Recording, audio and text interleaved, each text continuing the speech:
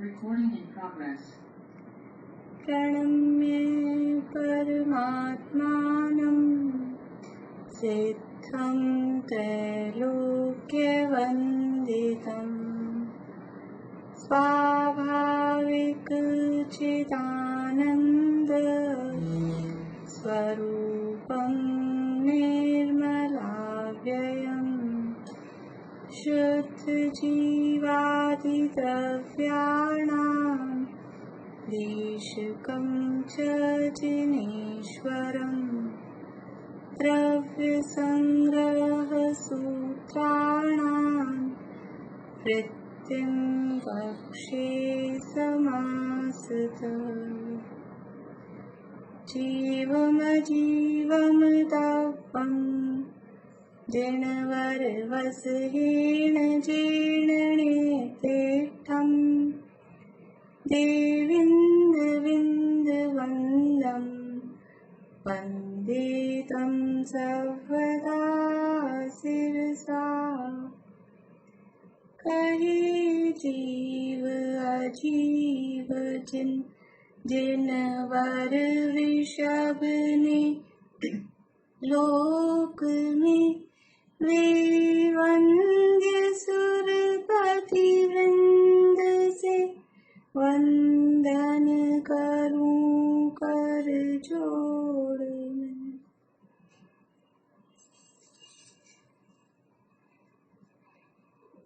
गाथाएं पूछ लूं हेडिंग से। आकाश द्रव्य का लक्षण।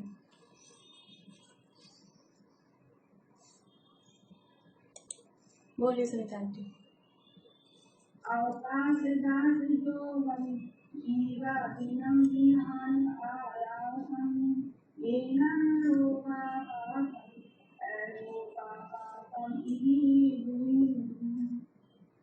अवगास उसके आगे क्या शब्द है? हाँ, आपने दास बोल दिया था, अभी दास नहीं है। हाँ ठीक है। धर्म द्रव्य का लक्षण।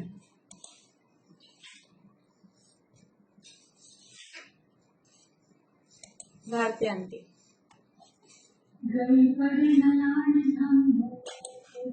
वो तो आप पी रही है, मैंने पी लिया। बोलिए। नहीं बोलिए बोलिए।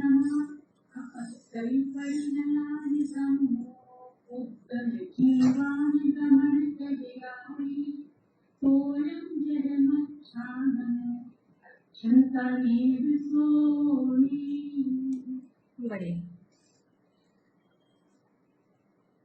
द्रव्य के प्रदेशों की संख्या।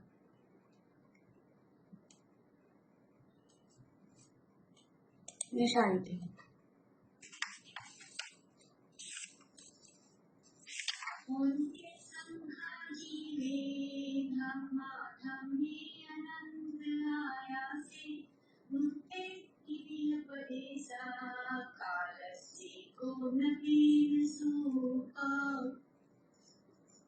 बढ़िया।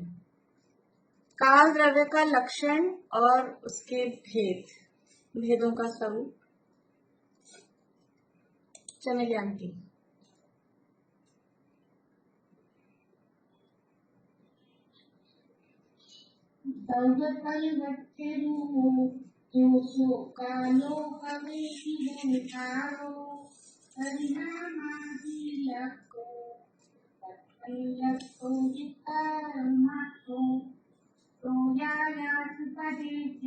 बस अभी काल द्रव्य का लक्षण और भेद पूछे तो इतना ही, लक्षण में इतना ही आएगा। हाँ, काल द्रव्य में ही वो आएगा, लेकिन अभी जैसे फिर निश्चय काल की परिभाषा पूछेंगे तो उसको अलग से ले सकते हैं। वैसे सामान्य रूप से हम दोनों को लेते थे, लेकिन उसका हेडिंग क्या बनेगा कि निश्चय काल का लक्षण लोयायास प्रदेश के।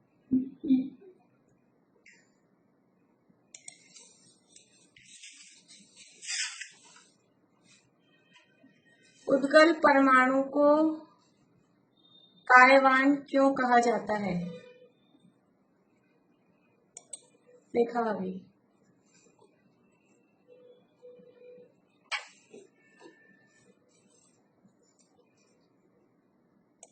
अनम्यूट करिए। हाँ, एयपदेशो वियं ताराखण्डपदेशो कम्पेशो वियारा एकाकीसंवरम्। लोकाकाश और अलोकाकाश का लक्षण।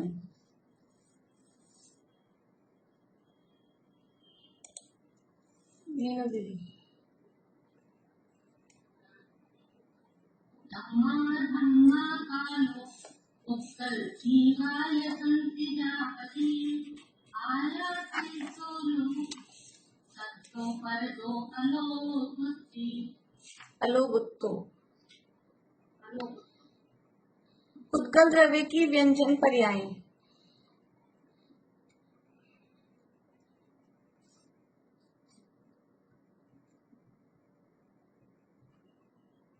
सुधा जी बोलिए।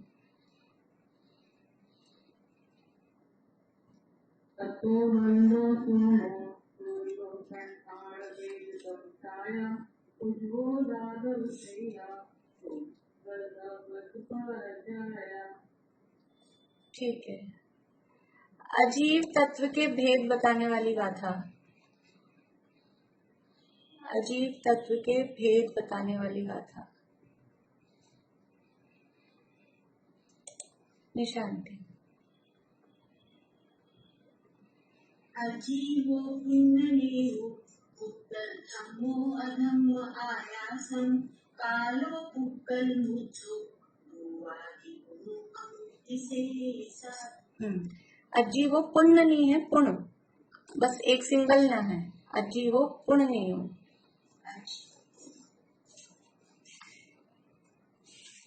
अधर्म द्रव्य का लक्षण। सविता आंटी आप बोलेंगे? चलिए नीलम भाभी बताएं।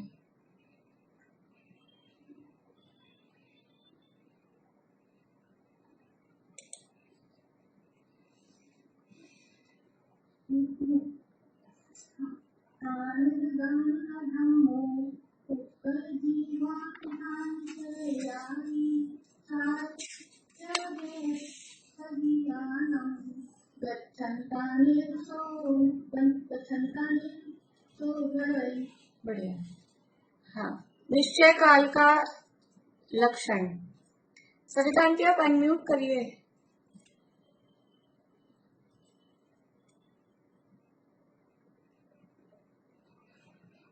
आपकी माइक बंद है।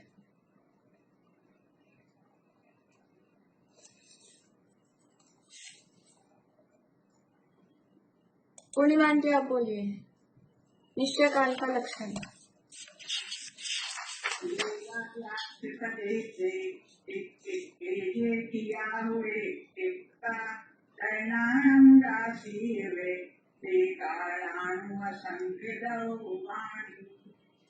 अस्थिकाय का लक्षण। अस्थिकाय किसे कहते हैं?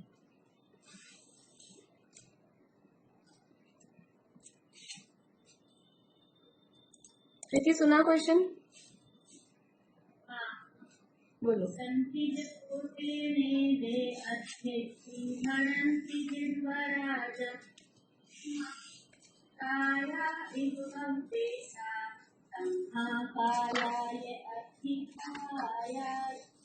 बढ़िया।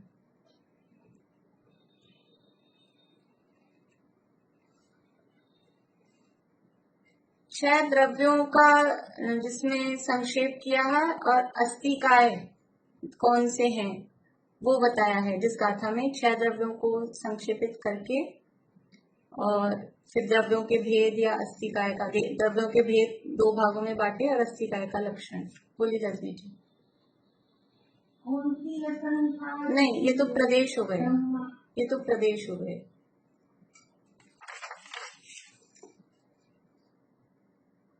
चलिए चमेली आंटी बोलिए।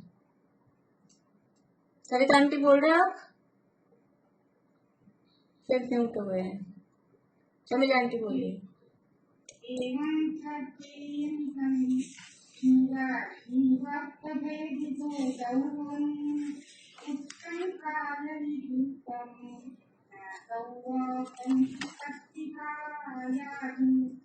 बढ़िया। भाव संवर और द्रव्य संवर का लक्षण।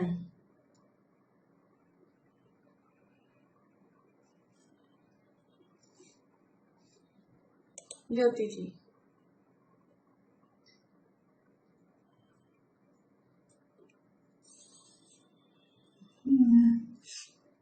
चेदन परिणामो समस्ता संविरोधनेदो स्वभाव संभरो प्रभु तत्वा सगरोगने। निर्जरा का लक्षण और इसके भेद भी साथ में। निशांति। जहकालीन कवीने उत्तर संकम्म पुग्गलम दीनम भावेन सर्दीया तस्सरणं चेति निज्जरात्मिहा। बंध के प्रकार और फिर उनके कारण। रेखा वाली।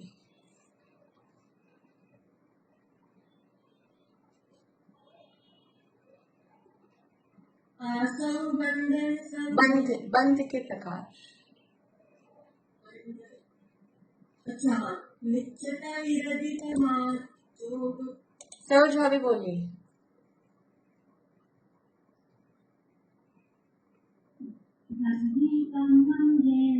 नहीं नहीं नहीं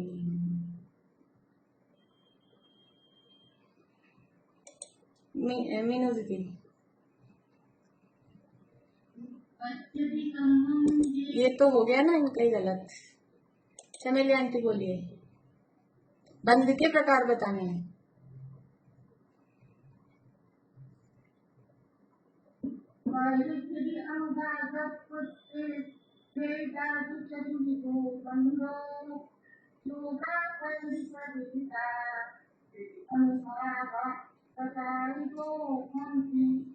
पैडिथेरी अनुभाग बंध के प्रकार है ना, प्रकृति प्रदेश स्थिति अनुभाग। बढ़िया है। द्रव्याश्रव के भेद। द्रव्याश्रव के भेद।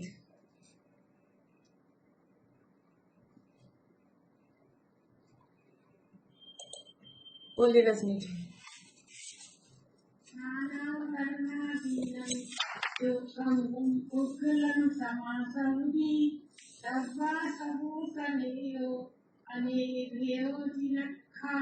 बढ़िया। भावाश्रवों के नाम और उनके भेद।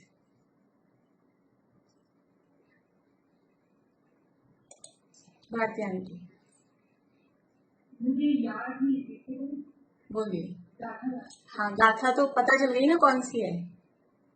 बोलिए।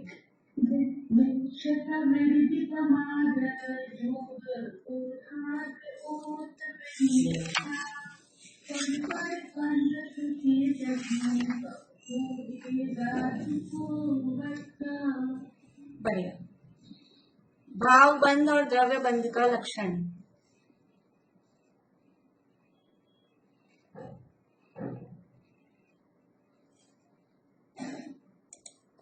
प्रीति।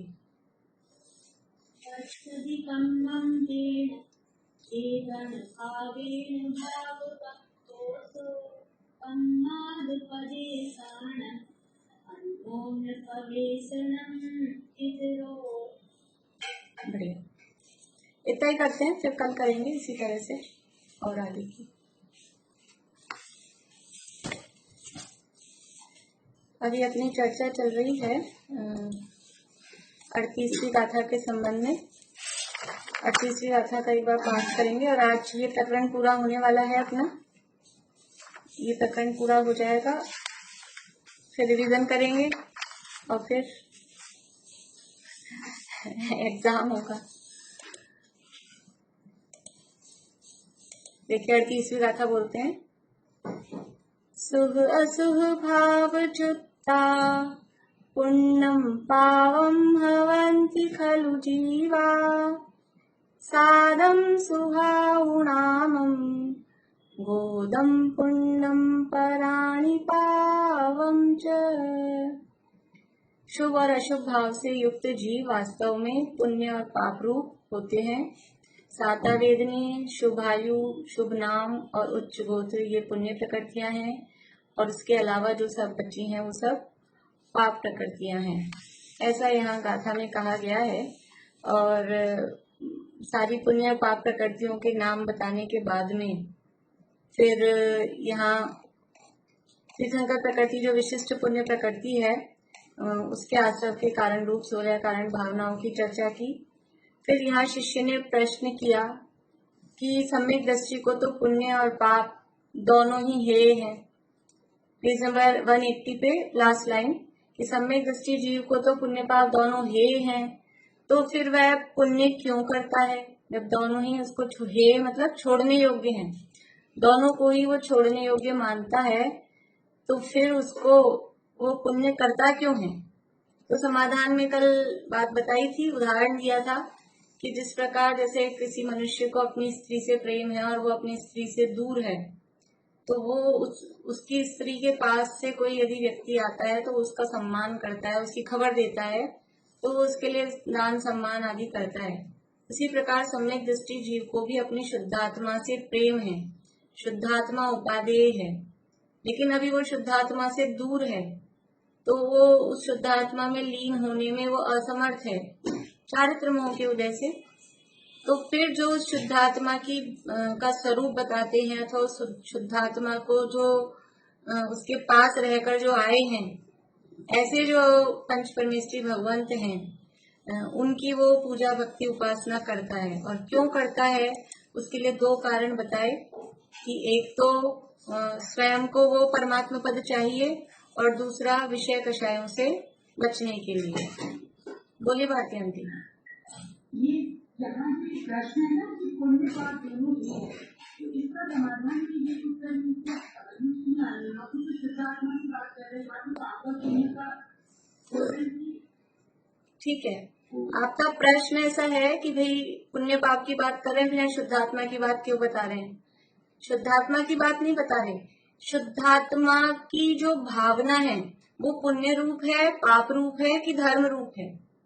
शुद्धात्मा की भावना, शुद्धात्मा को प्राप्त करने की भावना, शुद्धात्मा को मैं लीन हूँ ऐसी भावना किस रूप है। हे उपाधि नहीं पूछ रही मैं, पुण्य रूप है, पाप रूप है कि धर्म रूप है। पुण्य रूप है।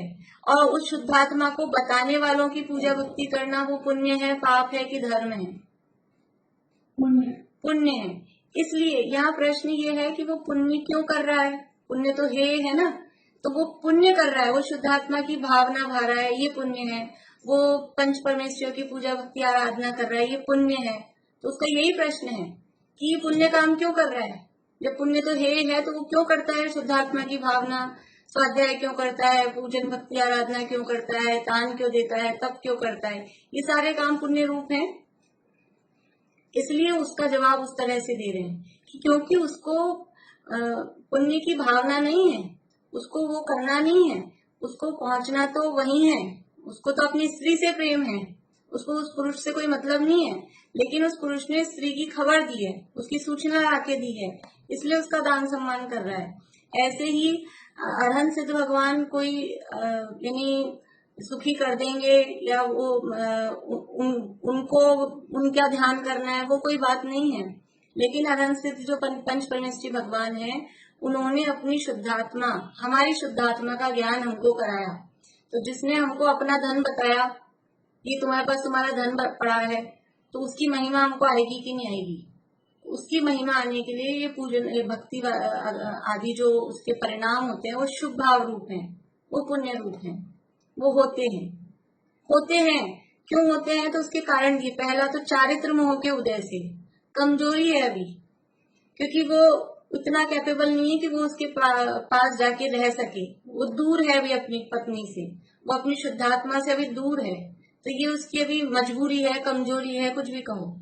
एक बात तो ये, और दूसरी बात क्या कि उसको भी परमात्मा पद की भावना है, वो परमात्मा बनना चाह रहा है, खुद भी परमात्मा पद की प्राप्ति की इच्छा है, और विषय कषाय से बचना चाहता है, क्योंकि अभी कमजोरी है, चारित्र मोह का उदय है, शुद्धात्मा के पास में पूर्ण रूप से नहीं रह पा रहा है, उससे दूर है, तो यदि ये पंच परमेश्वरी की पूजन भक्ति आराधना नहीं करेगा तो क्या होगा? अशुभ में चला जाएगा, क्योंकि उपयोग कहीं ना कहीं तो जाएगा ही जाएगा, गए बिना रहेगा नहीं। तो अशुभ से बचने के लिए कि वहां उससे बच जाऊं, ऐसा नहीं होता। बच्चे पढ़ाई से बचने के लिए ये नहीं करना पड़े, या कुछ बच्चे खाने के चोर होते हैं तो खाना नहीं खाना पड़े तो सो जाते हैं, नींद आ गई, ऐसा ऐसा वो बचने के लिए। वो चाहता तो नहीं है सोना, वो चाहता तो नहीं है कुछ और काम करना, लेकिन क्योंकि उसको पढ़ाई करना बुरा लगता है तो पढ़ाई से बचने के लिए, या खाना नहीं खाना है तो उससे बचने के लिए वो बीच का रास्ता अपनाता है। ऐसे ही अशुभ से बचने के लिए, विषय कषायों से बचने के लिए ये बीच का मध्यम मार्ग है, वो मजबूरी वश करता है। ठीक है, देखिए तो यहाँ ये अपन ने कल पढ़ लिया था, पेज नंबर 181 पे, बीच में से पढ़ते हैं, यहीं से पढ़ते हैं, ठीक है, ऊपर से ही पढ़ते हैं पूरा। जिस प्रकार कोई मनुष्य अन्य देश में स्थित अपनी मनोहर स्त्री के पास से आए हुए मनुष्यों को उसके लिए दान देता है और सम्मान आदि करता है, उसी प्रकार सम्यक दृष्टि भी उपादेय रूप से निज शुद्धात्मा की ही भावना करता है, और जब चारित्र मोह के उदय से उसमें यानी शुद्धात्मा की भावना करने में असमर्थ होता है, शुद्धात्मा की भावना का अर्थ यहाँ पर क्या है? उसमें लीन होने में असमर्थ होता है, तब निर्दोष परमात्म स्वरूप अरहंत और सिद्धों की तथा उनके आराधक आचार्य उपाध्याय साधुओं की परमात्म पद की प्राप्ति के लिए और विषय कषायों से बचने के लिए दान पूजा आदि से अथवा गुणों की स्तुति से परम भक्ति करता है। दान देता है, पूजा करता है, गुणों का उनका गुणगान करता है, इस तरह से अनेक रूप में वो उनकी भक्ति आराधना करता है। ये सारी चीजें क्या है? ये सब शुभ भाव है, ये पुण्य है। देवशास्त्र गुरु की पूजन, भक्ति, आराधना, दान देना, तप करना, ये सब शुभ भाव रूप क्रियाएं हैं, ये पुण्य है। वो ऐसा काम करता है क्योंकि उसको अशुभ से बचना है और परमात्मा पद उसको प्राप्त करना है, इसलिए। अब आगे यहाँ से पढ़ना है अपने को। उस भोगाकांक्षादि निदान रहित परिणाम से तथा निष्प्रह वृत्ति से विशिष्ट पुण्य का आश्रव होता है। ये जो उसका परिणाम था, भोगाकांक्षा निदान रहित, भोगाकांक्षा, भोगों की आकांक्षा, उसको मुझे विषय भोग मिले, ये जो मैं काम कर रहा हूँ इसके फल में, इसके एवज में मुझे विषय भोग मिले, ऐसी कोई आकांक्षा, इच्छा, कामना वो नहीं है। और ये भोगों की यदि आकांक्षा होती है तो वो कहलाता है निदान।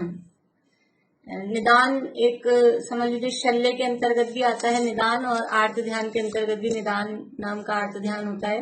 निदान का अर्थ होता है कि आगामी काल में भोगों की इच्छा करना, वो कहलाता है निदान। अभी हमने कुछ पुण्य किया है, हमको ऐसा लग रहा है, ऐसा फील हो रहा है कि हम कुछ अच्छा काम कर रहे हैं, कुछ पुण्य कर रहे हैं, तो थोड़ा सा भी कोई अच्छा काम करते ही मन में ऐसा भाव आ जाए कि मैंने इतने व्रत उपवास किए, मैंने इतना दान दिया, अब मुझे भविष्य में ये तो स्वर्ग तो मिल ही जाएगा ना, मैं कम से कम भवनत्रिक में तो पैदा हो ही जाऊंगा ना, ऐसा कुछ, ऐसा किसी भी टाइप से कुछ विचार आया, और भी किसी भी टाइप से मैं कोई बड़ा राजा बन जाऊं, ऐसा विचार आ जाए, मैं राजा का पुत्र बन जाऊं, ऐसा विचार आ जाए, मैं बड़ा सेठ बन जाऊं, कुछ भी भोग जिसमें मिले, तो स्वर्ग का वैभव मिले या मनुष्य गति में भोगों की कोई सामग्री मिले, ऐसा परिणाम यदि आता है तो वो कहलाता है निदान। निदान मतलब भविष्य काल के लिए भोगों की इच्छा करना।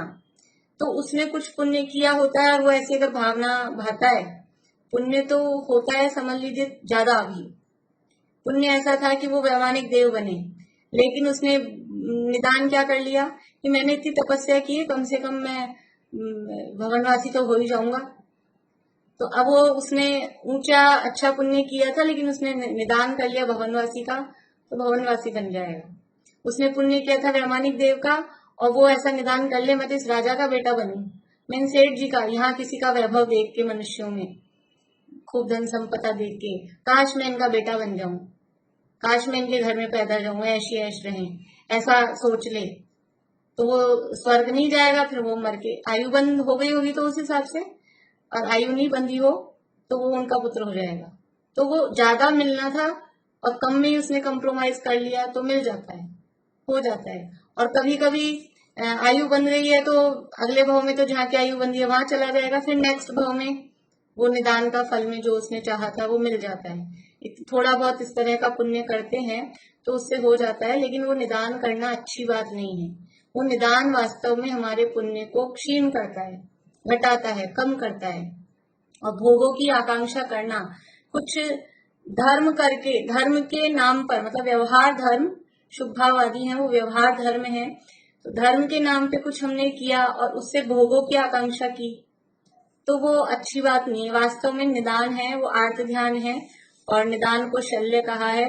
और ये जिसके यानी ये शल्य होती है वो वास्तव में दुखी रहता है। निशल्यो व्रति ऐसा सूत्र आता है, जो व्रति होते हैं वो वास्तव में शल्य से रहित होते हैं, उनके इस तरह के परिणाम नहीं होने चाहिए। तो वो जो जीव था जिसने ये परम भक्ति करी, वो जीव भोगाकांक्षादि निदान रहित परिणाम से, उसके कोई निदान नहीं है कि मैंने ये दान दिया, पूजा की, गुणों की स्तुति, परम भक्ति की तो मुझे कुछ इंद्र बन जाऊं, चक्रवर्ती बन जाऊं, कामदेव हो जाऊं, कोई ऐसा नारायण पति नारायण बलभद्र कुछ बन जाऊं, 3 खंड का अधिपति हो जाऊं। कोई ऐसी उसको इच्छा नहीं है। तो भोगों की इच्छा से रहित उसका परिणाम है, निदान से रहित परिणाम है। तथा निष्प्रह वृत्ति से, और उसकी वृत्ति कैसी है, उसकी वृत्ति प्रवृत्ति कैसा है, उसका आचरण निष्प्रह है। निष्प्रह का अर्थ भी कि कुछ नहीं चाहता है, यानी एक तो ऐसी वृत्ति होती है कि भोगों की तरफ ललचाई निगाह, भोग मिल जाए, भोग मिल जाए, भोग मिल जाए, एक तो ऐसी वृत्ति। और एक है निष्प्रह वृत्ति कि जो मिल जाए उसमें संतुष्ट है, मिला तो ठीक, ना मिला तो ठीक, मिल जाए तो बहुत खुश नहीं, नहीं मिले तो दुखी नहीं। जैसे समझ लीजिए रामचंद्र जी की कहानी मेरे हिसाब से सबको पता होगी, कोई भी ऐसा नहीं होगा। कौन सी कहानी कि आज घोषणा हुई कल राम का राज्याभिषेक होगा, घोषणा हो गई, सारी तैयारियां हो गई, और सुबह हुई तो क्या हुआ, सुबह हुई तो सारा माहौल किसमें बदल गया कि रामचंद्र जी जा रहे हैं वनवास। और इसका मतलब इनके अगर वो डायलॉग अपन देखें, अभी तो अपन क्या, अपन तो उस तरह से बोल रहे हैं, तो वो जो राम के शब्द, जो भी मान लो कोई नाटक बनाया इस तरह का, तो राम के जो शब्द होते हैं उस सहज, यानी राज्याभिषेक हो रहा है, आज सूचना मिली है कल आपका राज्याभिषेक होगा, तो भी कुछ नहीं, उछल रहे हैं, कूद रहे हैं, आज में ऊपर आसमान नीचे और फुदक रहे हैं, ऐसा कुछ भी नहीं, आराम से। और कल ये सूचना मिली कि आपका नहीं होएगा, भरत का होएगा, आपको तो वन में जाना है, तो भी वही नॉर्मल। तो लक्ष्मण उनका ये भाव देख के मतलब आश्चर्य करते हैं कि कल आपको खुशी नहीं थी कुछ भी, और आज आपको कुछ जगह सा भी दुख की रेखा भी नहीं है। इसका नाम है निष्प्रह वृत्ति। राज्य मिल रहा था तो वो भी कर्म के उदय के अनुसार था, और नहीं मिल रहा है तो वो भी कर्म के उदय के अनुसार है। हमको कछु नहीं चाहिए, मिल रहा है तो ठीक है, मिलेगा, कर्म का उदय होगा उस तरह का, नहीं मिल रहा है तो कुछ ही नहीं। इसी तरह का एक शांतिनाथ भगवान का भी आता है। अभी संजीव जी के प्रवचन में सुना था, पता नहीं पुराना था कोई प्रवचन, कि शांतिनाथ भगवान को, शांतिनाथ पुराण है कोई कन्नड़ में, शायद अभी इन दिनों में ही सुनाया था, पहले का भी है कोई, कि उनको चक्र रत्न प्रकट हुआ। शांतिनाथ भगवान के चक्रवर्ती थे ना, तो आयुशाला में चक्र रत्न प्रकट हुआ, तो आए सारे उनके अधिकारी खुशी खुशी सूचना देने, महाराज की जय हो, महाराज की जय हो। कि क्या हो गया, कि चक्र रत्न प्रकट हुआ है, ठीक है, कुछ ही नहीं, मतलब इतनी सी मुस्कुराहट भी नहीं कि कुछ हुआ। उन्होंने सोचा ध्यान से नहीं सुना होगा, फिर दोबारा बोले महाराज आयुशाला में चक्र रत्न प्रकट हुआ है, वो वैसे ही नॉर्मल, कुछ ही नहीं। फिर तीसरी बार बोले तो बोले कि हुआ है तो क्या करें, बोले चक्र रत्न प्रकट हुआ है, आप 3 खंड के अधिपति हो गए हो, 6 खंड के अधिपति हो गए हो, अब चलो उसकी पूजा करने। तो वो गंभीर के गंभीर ही, और फिर क्या कहते हैं कि हम किसी की पूजा वूजा करने नहीं जाते, उसको आना हो तो यहाँ आ जाए चल के। और इतना उनका बोलना था कि वो चक्र रत्न आयुशाला से चल के उनके सामने आके खड़ा हो गया। तो वो निष्प्रह वृत्ति बता रहे हैं कि उनको कुछ नहीं, चक्ररत्न प्रकट हो गया तो अब उछल रहे हैं, कूद रहे हैं कि मेरे जैसा कोई नहीं दुनिया में, कुछ नहीं। ये निष्प्रह वृत्ति, ये सम्यक दृष्टि जीवों की निष्प्रह वृत्ति बता रहे हैं। ये सम्यक दृष्टि की, सम्यक दृष्टि है ना वो, इस सम्यक दृष्टि की बात चल रही है कि सम्यक दृष्टि को पुण्य पाप है, तो भी वो पुण्य उसके जीवन में होता है, लेकिन वो निष्प्रह है। उसको उस पुण्य से, मैंने ये पुण्य किया है या ये शुभ भाव हुए हैं तो कुछ मुझे मिल जाए रिवॉर्ड, वो कुछ नहीं चाहता है। देखिए,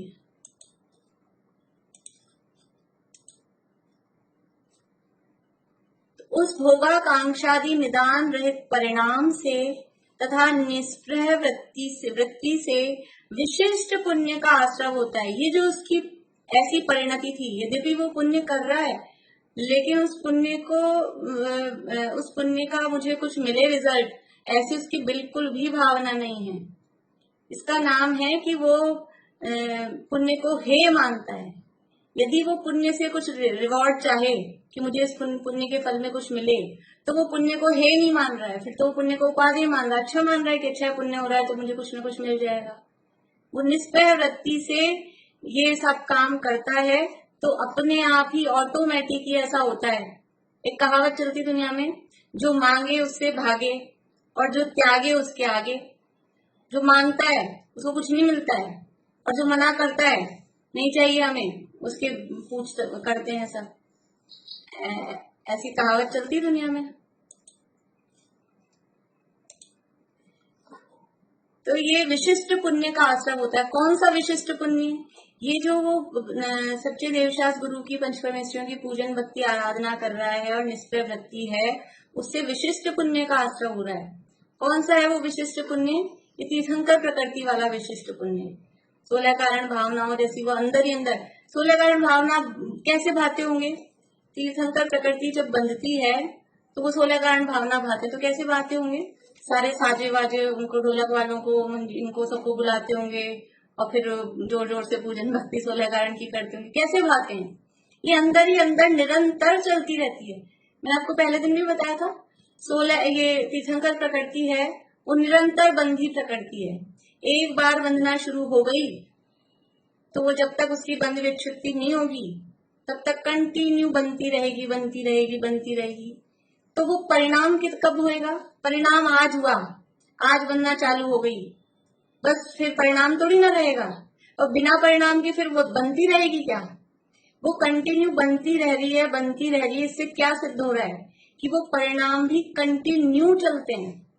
वो ऐसा नहीं कि दर्शन में पूजन कर रहे हैं, अर्घ चढ़ा रहे हैं, वो कुछ भी नहीं होगा, लेकिन अंदर एक ऑटोमेटिकली धारा, दर्शन, समय दर्शन की विशुद्धता, शीलवतों में अतिचार नहीं लगे, विनय की भावना, ज्ञानोपयोग की भावना, संवेग, त्याग, तप, वैयावृत्य, साधु समाधि, भक्ति की भावना, अनंत आचार्य उपाध्याय साधु, इनके प्रति भक्ति की भावना, साधर्मियों के प्रति वात्सल्य की भावना, आवश्यकों में कोई वो नहीं हो जाए, कमी नहीं हो जाए, ये सारी भावनाएं अंदर ही अंदर। और ये सारी भावनाएं किसमें गर्भित हैं? कल इसमें बताई थी एक लाइन कि इसमें क्या है, अध्यात्म भाषा से उसको कहते हैं तो वो शुद्धात्मा ही उपादेय है। इस भावना में 16 कारण भावनाएं गर्भित है। और आगम की भाषा से कहें तो ये 25 मल रहित, 25 दोष रहित जो सम्यक दर्शन है, वो उस भावना में ये पूरी 16 कारण भावनाएं गर्भित हैं। जो सुखी होने का मार्ग मुझे मिला, वैसा सुखी होने का मार्ग दुनिया के सब जीवों को प्राप्त हो, ऐसी तीव्र भावना अंदर कंटिन्यू चलती रहे। तो वो तीव्र भावना, वो 16 कारण भावना है, उसमें सब गर्भित है कि सुखी, सभी जीव सुखी हों दुनिया के। ऐसी भावना सभी जीवों के प्रति इस तरह का परिणाम, ये तीर्थंकर प्रकृति के आश्रय का कारण होती है। वो कंटिन्यू चलता रहता है। देखिए,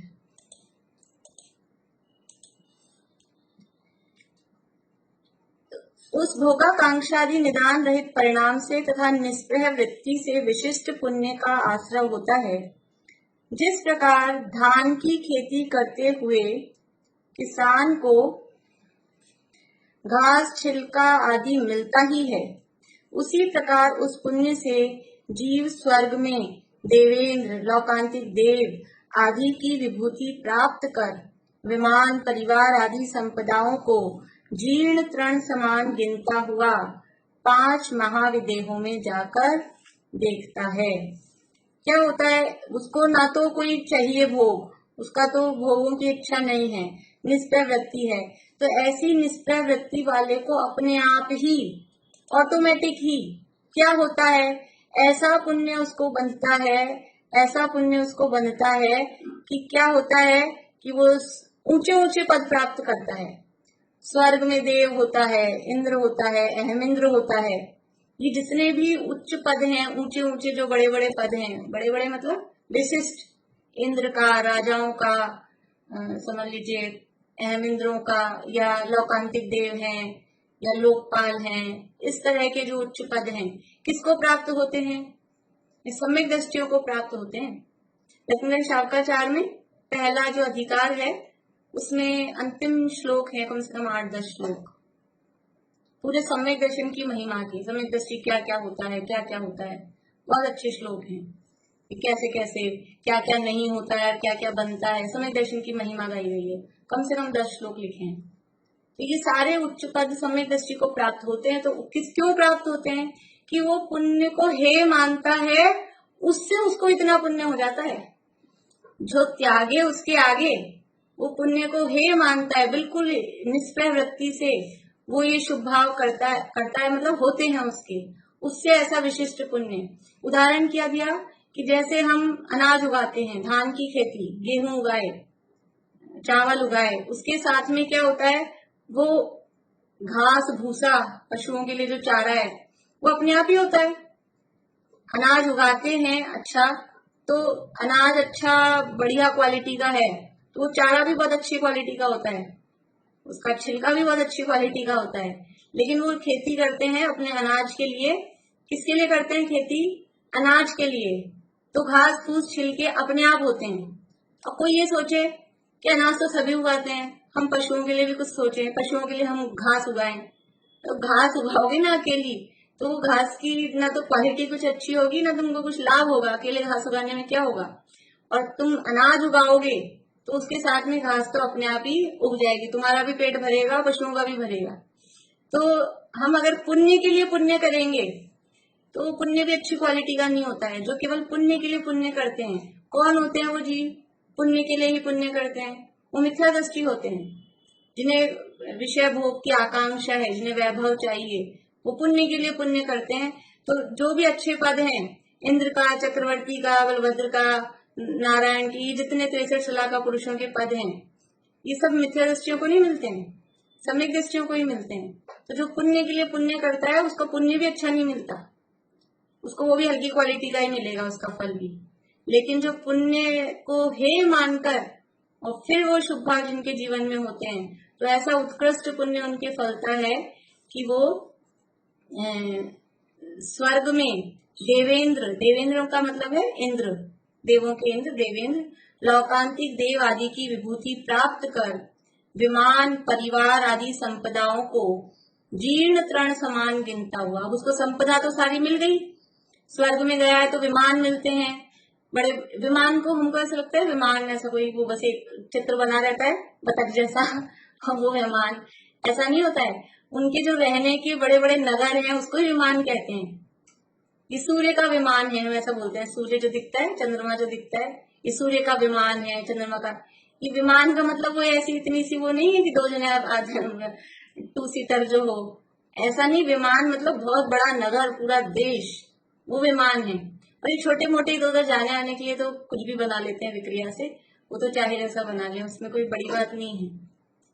ये वहां वो विमान देखता है, बड़े बड़े नगर है ऊपर स्वर्ग में, आकाश, आकाश मतलब स्वर्ग में अधर है वो सब। तो विमान वो उनका परिवार, परिवार मतलब वहां कोई माता पिता भाई बहन नहीं होते, लेकिन फिर भी एक परिकर में वो सब रहते हैं। हमने देखा था इंद्र सामान्यता आत्मरक्ष लोकपाल अनेक प्रकीर्ण का अभियोग किलविश। तो एक इंद्र के ये सारा परिवार कहलाएगा, उसके अधीन ये सब होंगे। तो वो अपना विमान, अपना नगर, वो जो जगह है वो देखता है, वहां सारी वैभव देखता है, परिवार देखता है। फिर देख के क्या होता है, उनको जीर्ण तृण समान गिनता हुआ, वो सारी संपदा उसको दिख रही है वहां पर, ये सब है, तो वो सब देख के बहुत खुश होता होगा, अरे वाह, आज तक ऐसा मिला ही नहीं है, मुझे मिल गया, धन्य हो गया मैं तो इसको पाकर। कुछ नहीं, उन सबको तो समझता है जीर्ण, सूखा रूखा सूखा सा तिनका, जीर्ण तृण समान, कुछ नहीं, उसमें बिल्कुल भी वो लुभाता नहीं है। जीर्ण तृण समान गिनता है मतलब कुछ उसमें उसको इच्छा भी नहीं होती कि नजर उठा के देखें। जैसे समझ लीजिए जो भोजन की बात समझ लें या कुछ कपड़ों की बात समझ लीजिए, हमारे पास अच्छे अच्छे डायमंड के, रियल डायमंड के, बिल्कुल असली मानक के पन्ने के, ये हमारे पास में सेट हैं, और फिर कोई लाके हमको दे वो ये बेंटेक्स के हैं, ये वो आर्टिफिशियल है, तो वो जिसके पास इतने रियल हैं और भरे पड़े हैं, एक दो नहीं, हर ड्रेस की मैचिंग का, हर तरह का, अलग अलग डिजाइन के सैकड़ों पड़े हैं, तो वो देखेगा ये नकली जो आ रहे हैं, चल रहे हैं, 1000 रुपए का है, 2000 रुपए का है, बेंटेक्स का है, वो जीर्ण क्या है, कुछ ही नहीं है, वो जीर्ण तृण समान समझता है। ऐसे ही वो सारी स्वर्ग की संपदा को वो सम्यक दृष्टि जीव आत्मा के वैभव के सामने, क्योंकि उसको आत्मा का वैभव प्राप्त है, और आत्मा का जो आनंद है वो ये विषयों का सारा सुख इकट्ठा कर लो ना अपना, हमको जो जो चीज से मजा आता है, खाने में, पीने में, पहनने में, ओढ़ने में, देखने में, घूमने में, फिरने में, सुनने में, 5 इंद्रियों के विषय भोगों को इकट्ठा कर लो, और एक क्षण का आत्मा का आनंद, तो भी वो कुछ नहीं है, वो सारे जोड़ लो, और आज के नहीं, अभी के नहीं, भूतकाल में जितने भोगे उन सबको जोड़ लो, और भविष्य में जितने भोगोगे उन सबको जोड़ लो, तो भी एक समय के आत्मा के आनंद के आगे वो कुछ नहीं है, सब बहुत विलक्षण, बहुत अलग ही टाइप का आनंद होता है, तो जीर्ण तृण के समान गिनता है सारा। और फिर जीर्ण तृण के समान गिनकर क्या करता है, 5 महाविदेहों में जाकर देखता है। कहाँ जाता है, स्वर्ग में उत्पन्न हो जाते हैं तो देवों को ये सुविधा होती है कहीं भी चले जाएं, तो कहाँ जाता है कि वो विदेह क्षेत्र में जाता है। विदेह क्षेत्र कितने हैं, विदेह क्षेत्र कितने हैं, 5। 5 कैसे हैं विदेह क्षेत्र, विदेह क्षेत्र 5 कैसे हैं,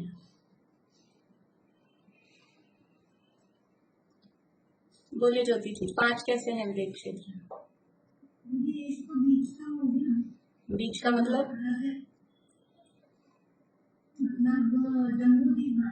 हाँ,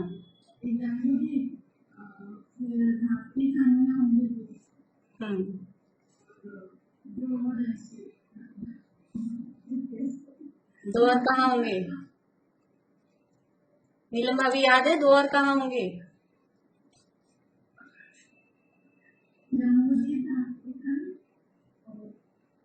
आगे पाठ पीछे से पाठ, ऐसा नहीं होना चाहिए।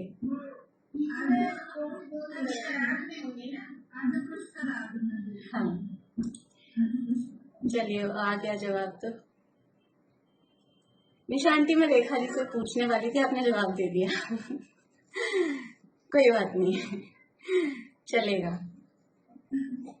यानी एक विदेह जम्बूद्वीप का, उसको पूरे का एक बोलेंगे, ऐसे हम 2 गिन लेते हैं, कभी हम 4 भी डिवाइड कर लेते हैं एक ही उसमें, लेकिन जम्बूद्वीप का एक विदेह क्षेत्र, फिर एक पूर्व धात्की खंड का, एक पश्चिम धात्की खंड का, फिर एक पूर्व पुष्करार्ध का, एक पश्चिम पुष्करार्ध का, यानी 5 मेरु संबंधी 5 विदेह।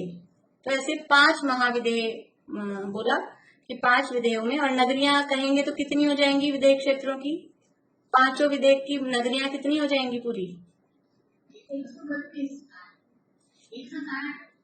हाँ 160 नगरियां, एक में 32 है, तो फिर 5 की मिलाएंगे तो 32 देश हैं, एक में 32 नहीं, 32 देश हैं एक में, उस हिसाब से।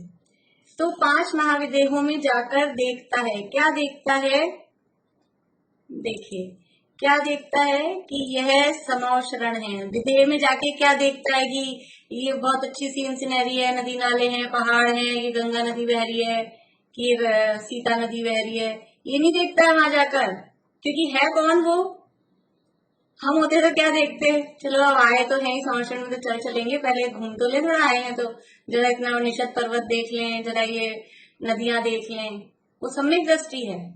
वो सम्यक दृष्टि स्वर्ग के देवों के लिए ये यहाँ की नदियां वदियां भी कुछ नहीं है। वहाँ स्वर्गों के जो बाग बगीचे उपवन होते हैं वो बहुत गजब के होते हैं, इसलिए वो कोई नदियों वदियों में लुभाते नहीं है। तो वो 5 महाविदेहों में जाकर क्या देखता है, यह समव शरण है, यह वीतराग सर्वज्ञ भगवान है, वे इस भेदा भेद रत्नत्रय के आराधक गणधर देवादि हैं। जो पहले सुने थे उन्हें आज प्रत्यक्ष देखा। वो समव शरण में जाता है। विदेह क्षेत्र में क्यों जाता है समव शरण के लिए, और इधर क्यों नहीं आ जाता है भरत क्षेत्र में? समव शरण के लिए विदेह क्षेत्र में ही क्यों जाता है सुधा जी, यहाँ क्यों नहीं आ जाता? हाँ, वहाँ हर समय तीर्थंकर मिलेंगे, वहाँ हर समय समव शरण मिलेगा। और कहीं जाएगा भरत एरावत में तो हो ना हो, चौथा काल भी चल रहा हो तो कोई जरूरत थोड़ी ना हर समय समव शरण मिल ही जाए, गैप भी पड़ ही सकता है ना। लेकिन विदेह क्षेत्रों में कभी भी गैप नहीं होता है, वहाँ सदा काल कम से कम 20 तीर्थंकरों के 20 समव शरण तो 5 विदेहों में है ही है। तो वो समव शरण में जाके देखता है ये तो समव शरण है, ये वितरागी सर्वज्ञ भगवान है, और ये कौन है, एक मुनिराज दिखते हैं। तो उनको देख के क्या कहता है कि भेदा भेद रत्नत्रय के धारक आराधक गणधर देवादि हैं। भेदा भेद रत्नत्रय के आराधक अर्थात कि अभेद रत्नत्रय अपनी आत्मा में लीनता रूप जो निश्चय रत्नत्रय है, और व्यवहार में जो भी 7 तत्व का श्रद्धान आदि या बाहर में महाव्रत आदि का पालन आदि वो सब भी कर रहे हैं। तो निश्चय व्यवहार रत्नत्रय के आराधक गणधर देवादि हैं। तो इन सबको देख के क्या समझ में आता है कि पहले उनको सुना ही था, अभी हम हैं, समझ लीजिए हम सुन रहे हैं कि ऐसा समव शरण होता है, समव शरण की रचना पढ़ ली, ऐसे भगवान होते हैं, भगवान का स्वरूप पढ़ लिया, गणधर होते हैं, वो सब देख लिया, और वो फिर पहुंच गए देवगति में, और वो वहां जाके फिर विदेह क्षेत्र में समव शरण में आ गए साक्षात। तो क्या विचारता है, जो पहले सुने थे उन्हें आज प्रत्यक्ष देखा, कि जो ये सुना था जैसा स्वरूप उनको आज हमने देख लिया है। ऐसा समझकर धर्म में बुद्धि विशेष दृढ़ करके चौथे गुण स्थान के योग्य आत्म भावना को नहीं छोड़ता हुआ, ये सब देख के वहाँ की संपदा में या समव शरण के बाहर के वैभव में लुभाता नहीं है, ये सब देख के भी धर्म में और बुद्धि दृढ़ करता है, धर्म में और विश्वास जमाता है। और जो वो चौथे गुण स्थान वर्ती है देव, तो उस चौथे गुण स्थान के योग्य आत्म भावना को नहीं छोड़ता हुआ, भोगता हुआ भी धर्म ध्यान में काल बिताकर स्वर्ग में से आकर तीर्थंकर आदि पद को प्राप्त करता है। वो ये समव शरण में आता है, देखता है, तो धर्म की भावना और दृढ़ होती है, और अपनी उस भावना को दृढ़ करता है, और जो पहले की आत्म भावना थी ही उसको छोड़ता नहीं है, भोगता हुआ भी, भोगों को भोगता हुआ भी अपनी शुद्धात्मा की आराधना को नहीं छोड़ता, और धर्म ध्यान में काल बिताकर फिर वापस आता है तो तीर्थंकर पद प्राप्त करता। तीर्थंकर आदि, तीर्थंकर हो, चक्रवर्ती हो, बलभद्र हो, जो भी ऐसे उच्च पद को प्राप्त करता है, तो भी पूर्व भाव में भावित विशिष्ट भेद ज्ञान की वासना के बल से मोह नहीं करता है। पिछले भाव में जो उसने भेद ज्ञान भाया था उसके बल से वो मोह नहीं करता है। यहाँ भी आ जाएगा, ना देव पर्याय में मोह करता है और ना मनुष्य में वापस आके मोह करता है। तत्पश्चात जिन दीक्षा लेकर पुण्य और पाप से रहित निज परमात्मा के ध्यान द्वारा मोक्ष जाता है, मिथ्या दृष्टि तो तीव्र निदान बंध वाले पुण्य से भोग प्राप्त करके फिर अर्ध चक्रवर्ती रावण आदि की भांति नरक में जाता है। इस प्रकार उपरोक्त लक्षण युक्त पुण्य पाप रूप 2 पदार्थों के साथ पूर्वोक्त सप्त तत्व ही 9 पदार्थ हैं, ऐसा जानना। अभी मैंने पढ़ दिया है, लेकिन ये थोड़ी सी 4-5 लाइनों की चर्चा कल अपन और करेंगे, और फिर ये लगभग मतलब पूरा तो हो ही गया है, लेकिन थोड़ी सी चर्चा करके फिर अपन जो रिवीजन करना होगा जो भी, वो कल से फिर अपन रिवीजन स्टार्ट करेंगे। कोर्स रहेगा अपना 28 गाथा से और 38 गाथा तक का, और बीच में 35वीं गाथा को छोड़कर 28, 29, 30, 31, 32, 33, 34, फिर 36, 37 और 38 इतना ये कोर्स रहेगा, अभी उसका रिवीजन करेंगे। 35वीं गाथा छोड़ रखी है, तो उसमें बहुत सरल विषय है, उसको ये इसके बाद में चलाएंगे अपन। वो सारा पढ़ा हुआ भी है, सरल भी है, लेकिन वो लेंथी है, उसको बाद में चलाएंगे। अभी ये इस प्रकार से ये जो सप्त तत्व पंचास्ती काय वाला सप्त तत्व 9 पदार्थ वाला जो अधिकार था वो यहाँ पर पूर्ण होता है।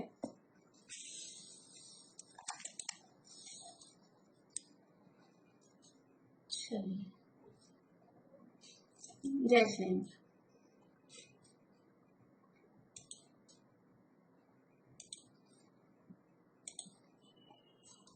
Recording stopped.